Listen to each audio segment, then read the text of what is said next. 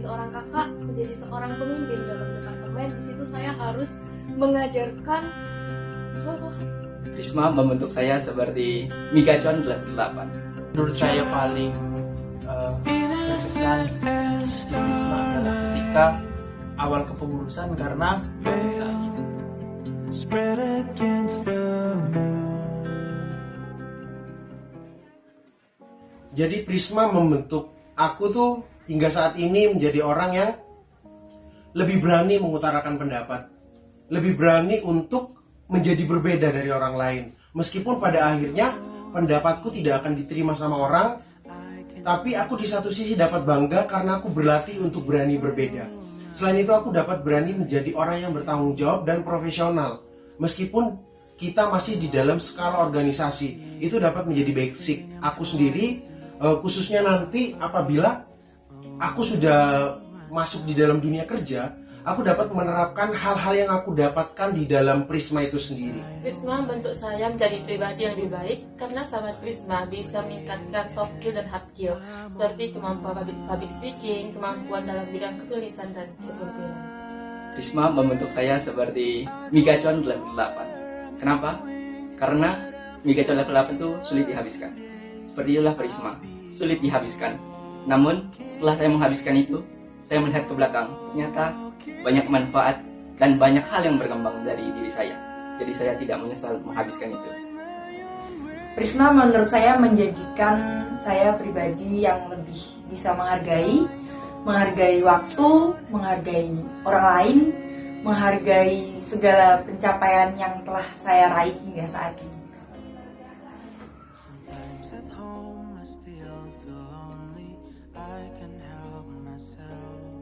Satu kata yang menggambarkan diri saya adalah periang, karena saya di Prisma itu sebagai happy virus, termasuk dalam happy virus yang selalu membawa keceriaan terhadap keluarga Prisma.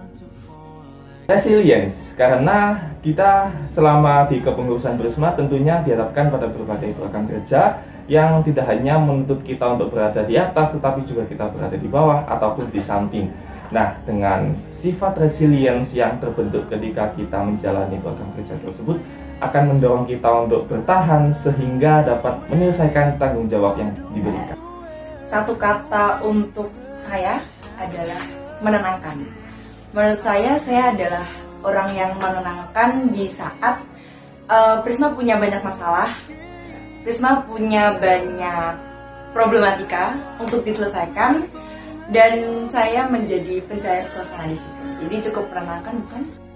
satu kata untuk diri saya yaitu ikhlas, karena ketika semuanya ini berjalan dan ternyata tidak sesuai dengan keinginan atau harapan, saya tidak boleh pusing karena apapun harus dihadapi, dan cara menghadapi saya adalah dengan cara ikhlas.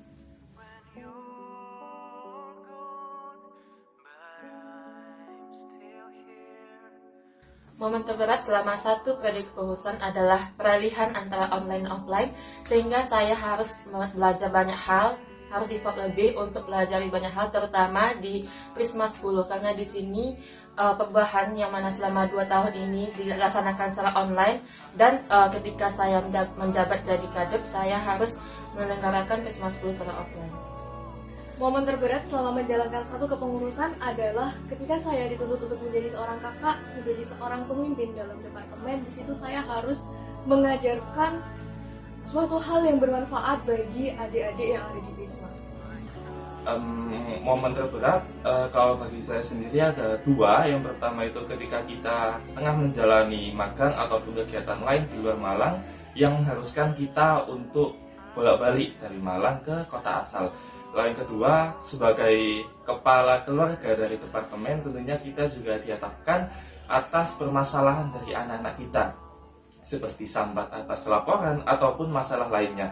Dan hal tersebut juga tentunya berdampak pada diri kita sendiri, karena itulah hambatan yang terbesar ketika kita harus membandingkan ataupun menggabungkan antara perasaan dan juga tanggung jawab yang dimiliki. Momen terberat yang menurut saya paling berkesan di Prisma adalah ketika awal kepengurusan karena pada saat itu saya belum bisa menerima sepenuhnya saya mengemban tugas ini dan bagaimana saya akan menjalankan tugas ini dengan baik. Jadi saya merasa khawatir dengan semua itu.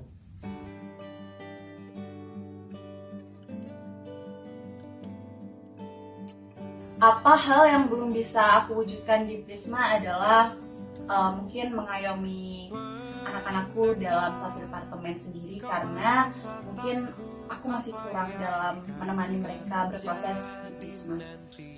Terkait dengan hal yang masih belum tercapai yang aku lakukan di Prisma hingga saat ini itu, aku masih belum mampu sepenuhnya untuk mengajak menjadi contoh bagi adik-adikku di dalam Prisma untuk menjadi orang yang lebih baik ke depannya.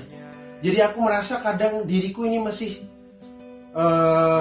toksik di hadapan mereka, sehingga mereka tidak dapat belajar hal lebih dari aku. Aku merasa bertanggung jawab untuk mendidik adik-adikku menjadi orang yang lebih baik ke depannya.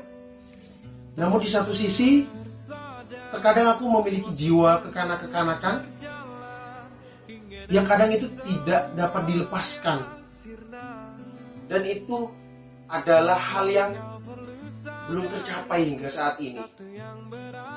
Yang belum berhasil saya wujudkan di Prisma, salah satunya adalah mungkin saya masih belum menjadi pendengar yang baik untuk teman-teman Prisma. Kemudian saya juga masih ada teman Prisma yang belum dekat gitu sama saya. Dan mungkin kedepannya saya akan lebih mendekatkan diri kepada mereka-mereka yang masih belum dekat sama saya.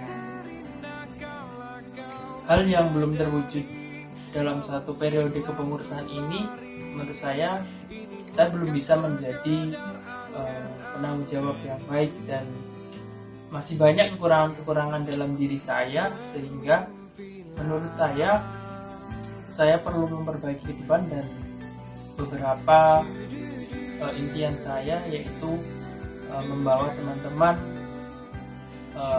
bisa ikut serta dalam kegiatan kompetisi, itu juga masih belum terwujud, sehingga masih menjadi impian saya dan tanggung jawab saya untuk membantu teman-teman bisa mewujudkan impiannya ketika teman-teman masuk di Prisma.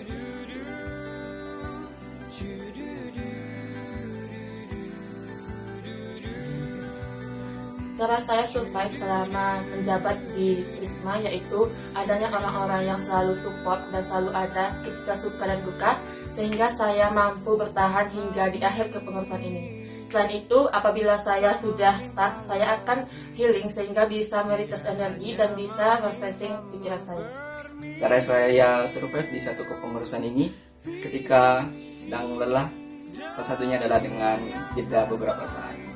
Setelah saya merasa lebih enak, saya melanjutkan lagi.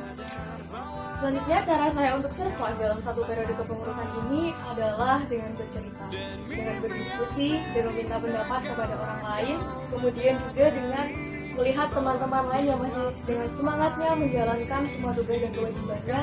Di situ saya merasa menjadi lebih bersemangat untuk menjalankan tugas.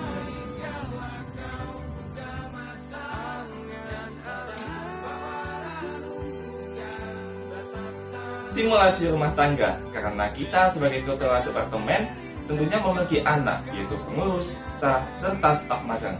Di sisi lain kita juga memiliki tetangga, yaitu departemen lain, sehingga bagaimana kita berkomunikasi antara anak serta tetangga itulah yang menjadikan kita sebagai simulasi rumah tangga. Seperti keluarga pada umumnya, di Prisma itu tempat untuk pulang, tempat untuk berbagi, dan juga tempat untuk saling mengerti. Definisi keluarga Prisma menurut saya adalah Prisma adalah keluarga kedua, karena di Malang ini saya tidak punya siapa-siapa, dan di Prisma inilah saya menemukan keluarga, ketemu kakak, ketemu adik, dan ketemu teman-teman yang lain. Jadi menurut saya Prisma adalah keluarga kedua saya. Definisi keluarga Prisma untuk aku yaitu Prisma itu keluarga, Prisma itu sahabat, Prisma itu teman, dimana aku bisa belajar banyak hal dan segala hal di Prisma. Dan saat aku di kondisi up ataupun down, aku juga kembali ke Prisma.